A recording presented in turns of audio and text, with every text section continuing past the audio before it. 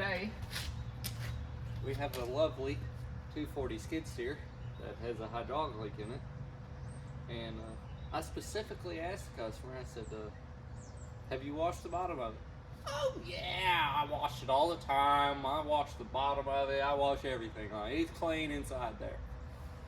Well, it's a chicken house machine. And I don't think they've even attempted to wash the bottom out of this thing in like 15 years. Let me just show y'all what we dealing with here. Look at all that.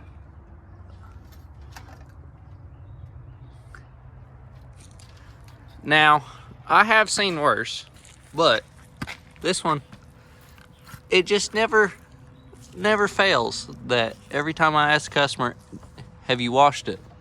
Oh yeah, I wash it all the time. Anywho, so I gotta pull all the covers out of this thing so we can get her washed up. Oh yeah, look at that.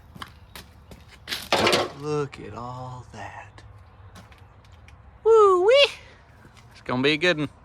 I'm gonna take her over to the wash bay.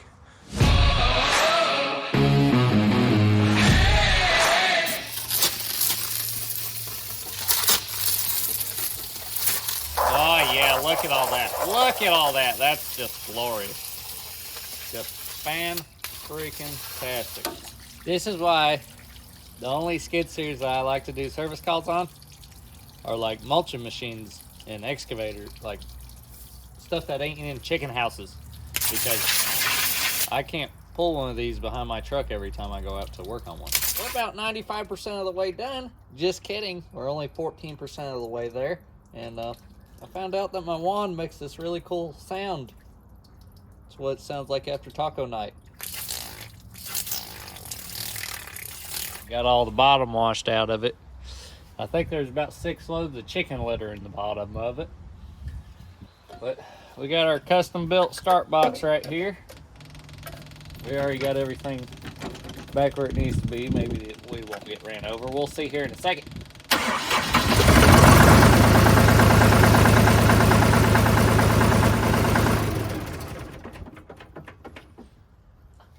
I think I found the leak. It's really hard to see on camera, but I think this line that comes to the valve body for the loader and all the functions, I think that's the one that's got the split in it. So it goes underneath the wheel motors, because this is the wheel machine, and it goes up over here to the pump. So I'm gonna take that off real quick and we'll pull her out of there and see what we got. On air hammer.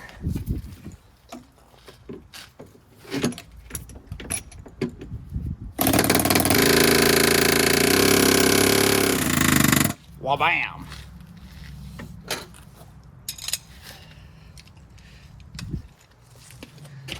Having to get the big girl after her today. Oh, it's bad now.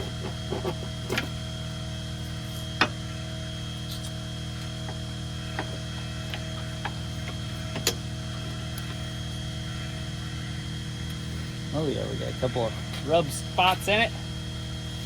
We'll go put it on the vise and make sure that it's bad. Look at that. Look at that. That thing looks kind of new. I guess somebody just didn't know what they were doing. Routed it wrong.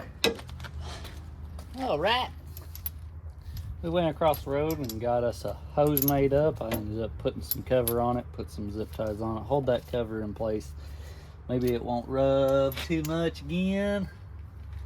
And see what we can do about it. I think I'm gonna attempt to route it just a little bit differently.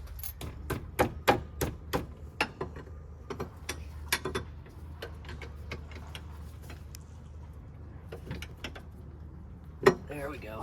That's her. Tell you what, if you're working on if you're working on skid steers and you don't have a angle wrenches, you need to be doing something different with your life, buddy. Get you up higher. That's your whole set. I go all the way up to 50 millimeter and 2-inch on the standard size. Oh, and you guys didn't see it, but I checked all my O-rings on there. They were okay. Still had a little bit of poofiness to them, so we're gonna send her on. I wish they'd make it more difficult to work on skid steers. I really do. You get to see me struggle now. You can actually watch. Girl, oh, look at that. A little bit of Asian persuasion does the trick. Oh, I say that, and then it stops. Now, I know you're saying, Garrett, why don't you take any of the other lines off? Because I don't want to, but we might have to here in a minute. But if we can cheat the system and still get the same result, is it really cheating? No, it's not. It's just doing it a different way, like we are now. I gotta find my little pliers. Oh, I found them. Guess where I found them? Last spot I left them. Yeah, I know it's the last spot I left them because I used them at that job yesterday. I just tossed them in the wrench drawer, which you're not supposed to do because this does not belong in the wrench drawer. But in other news, I closed on my piece of property. That's gonna be in Sylvania. That'll be good stuff. Be good stuff. Can't wait to put a freaking sign up there. Oh, it's gonna be great. I won't get to build a shop for a hot minute, but yeah, it'll be mine. That one's gonna be tighter than Loctite. Cross thread always works, people. Always, always, always.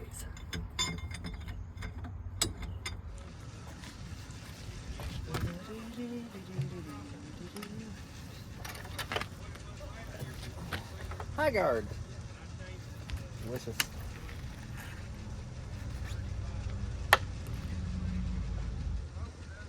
It's full. Upon further inspection, that wheel motor line that runs from the wheel motor to the hydrostat, it's leaking also at the crimp fitting. You can see a little bit of it, yeah. So, well, these hydraulic lines right here are no longer available, so gonna have to build them. So that'll be good stuff. That one wasn't tight at all. Come out of there. Come on. Look at that. It's got a hole in it. All right, we're back. I got some hoses made. We got a couple options here. One of them was a little funky, whether or not it's going to work or not. So, anyways, in my brilliant planning of thinking I could get this done today, we forgot to account that there is no sunlight. Rocket light, and we got the Mac light out here, so we're gonna see what we can do about it. Maybe we can feel a way around in the dark. Really screwing the pooch on this one. We having issues with getting hydraulic hoses. As I suspected, that's not gonna work. Right. So this hose right here has got to connect onto that, and it was too short, well, too tall earlier. Hey, look at that. Can you see that? Yeah, look at that. Just look at that. That's gonna be freaking factory right there. All right. I know that's a compression fitting because it's compressed. And we're gonna bust out our flat face John Deere O-ring kit. Look at that, I keep it stocked. Look at that, beautiful. This hose down through here. Good, all in the juices. I gotta finish this one tonight so that I can work on tractors tomorrow. I was hoping to work on another skid steer today, but it didn't work out. Oh yeah, that fitting's tight.